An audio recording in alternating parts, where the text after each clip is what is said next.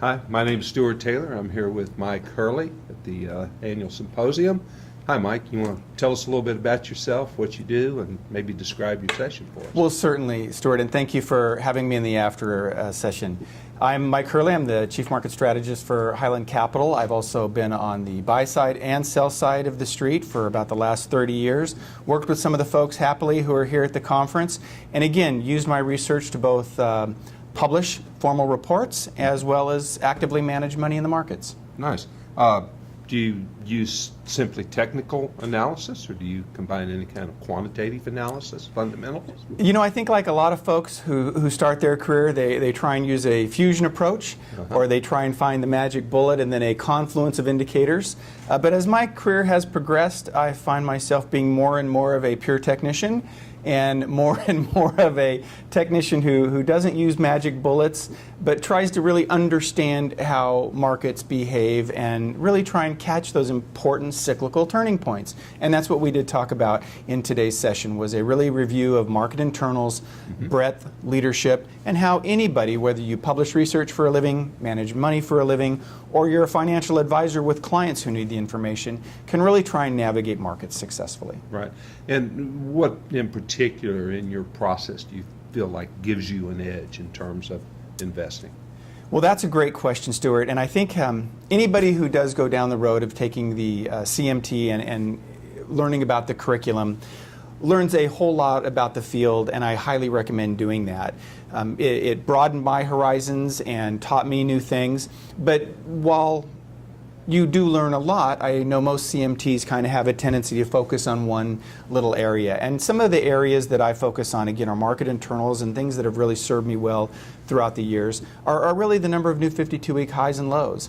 They do a great job of not only showing the momentum in the market when it's appropriate, but again, catching those turning points when the market goes higher, but with fewer new 52-week highs. And you can really kind of catch those turning points. Yeah. How's the CMT helped you? I know you're pretty passionate about this, actually. Right? I am. I think it's a great designation. I took it a little bit older in life, and I almost didn't follow through with my CMT, but I was working with Katie Stockton at the time, and she inspired me to take it, and I'm very happy I did, because again, it exposed me to a few concepts that I might have otherwise not indulged in, and I don't use them all. Were you doing technical analysis? I was. Before you actually got the designation? I was a publishing technical analyst for a sell-side research shop, and so I had every excuse with a client base that was already reading me not to get it. And I did, and I'm very happy I did. Not only do I think it's important to be recognized professionally with either a CMT or a CFA or something like that, but I also think the organization has done a lot for folks. I remember several years ago when Ralph was taking the lead of getting the designation to grant you a waiver if you were a publishing analyst for the 86 or the 87. And again, I think the organization can help you from a credibility point of view, but also from a career management point of view. In what way? Not only, as I mentioned, with exams, but the networking. There are a lot of good folks, and as Bill Kelleher said, our industry is giants stepping on standing on the shoulders of other giants. And it really is true. There's a lot of great information out there. As John Bollinger did, I encourage you to go to the library and read some of those old texts. I know I've read a couple of them and not enough. But the more you can learn from your fellow practicing technicians, the better off you'll be. Beautiful.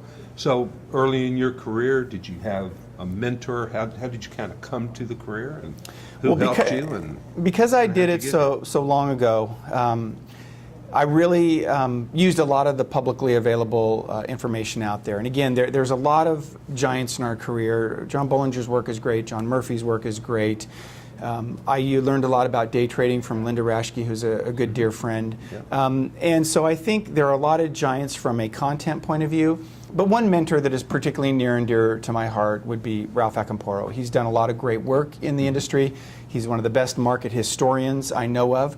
But he also was a great mentor from a career point of view. And I will always remember, or not remember, but view Ralph fondly because of that and be grateful.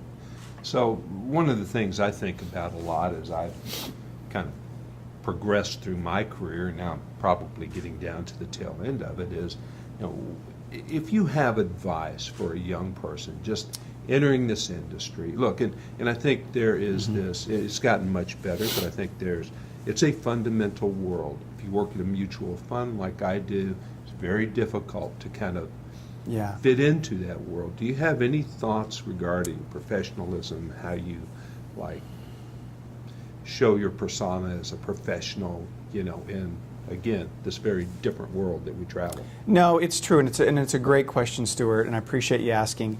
And I think you hit on a few of the points there. Number one, have your passion, but always be professional. And make sure you express yourself in a respectful way, regardless of whether you're working with clients or fellow analysts or people with an opposing view. And then I would also go back to, again, some of the earlier giants in our career. While it is tough nowadays to sometimes have to deal with a lot of the fundamental objections, it was, again, a lot worse 30 years ago. And that's where some of the giants like Ralph and the Smith-Barney team with Louise and Alan Shaw, they really have some great lessons. I remember hearing a story about how when Alan was in a meeting with clients, and instead of talking about a head and shoulders formation maybe, he said, here's an area of distribution in a stock. And if you can sort of frame our skills in more common language, I think you'll get a lot more success when you're making those arguments with fellow or fundamental analysts. Couldn't agree more. Thank you. Yes, Wonderful sir. interview. Thank you.